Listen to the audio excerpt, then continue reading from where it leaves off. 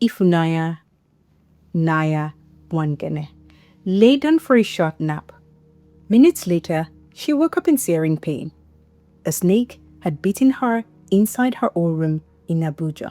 From that moment, she was fighting not just for her life, but against a system meant to save her.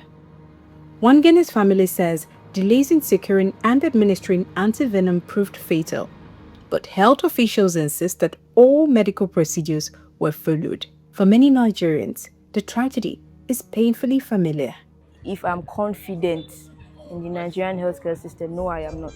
If you don't have God, you don't know Jesus in Nigeria, you don't have faith in that thing, but by healthcare system, it's just a flop. Nigerian healthcare, to me, it is bad. And I can't trust Nigerian healthcare system at this point. In fact, I'm scared of going to the hospital. Welcome to the flip side. Ifunanya was just 26, a former contestant on The Voice Nigeria with a bright future.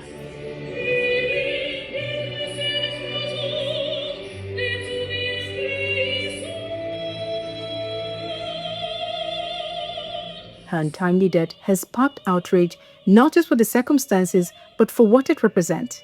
A system where emergency care is unpredictable, under-resourced, or simply out of touch. Just weeks earlier, celebrated author Chimamanda Ngozi Adichie announced the death of her 21-month-old son, Nkanu Nnamdi, after what she described as medical negligence in a Lagos hospital, including improper sedation.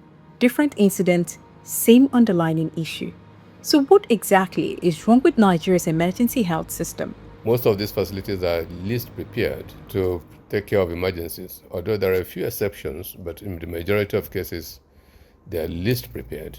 To even get the patient out of the vehicles into the emergency room can take a long time. Across the country, many hospitals lack basic life-saving supplies. Critical drugs run out. Emergency equipment is either insufficient or outdated, and health budgets in some states amount to less than 70 million naira for critical care. If a snakebite patient in the capital Abuja cannot reliably access antivenom or get it administered in good time, what hope is there for those in rural communities? Some Nigerians blame politicians for being out of touch. Those who are in charge, politicians don't treat themselves in Nigeria, so they don't care about it. They can fly their kids abroad, they can fly their family abroad. I don't like attacking people, but it's the truth. Some of the things we also need to do as a nation to be able to address emergencies is to get the facilities properly prepared, well-funded, such that all equipments and medications that are required to treat emergencies are always available. In response to the growing public concern, Nigeria has recently set up a national task force on clinical governance and patient safety. Their mission? Strengthen clinical oversight, reduce medical errors, and improve safety nationwide. The task force is expected to operate for 12 months with an option to renew. But the big question remains, how quickly and how effectively can change happen? You cannot build a system in isolation of the total system in the country. That's a major issue. You cannot expect a perfect health system in place where the health system, the system itself all over the country is bad.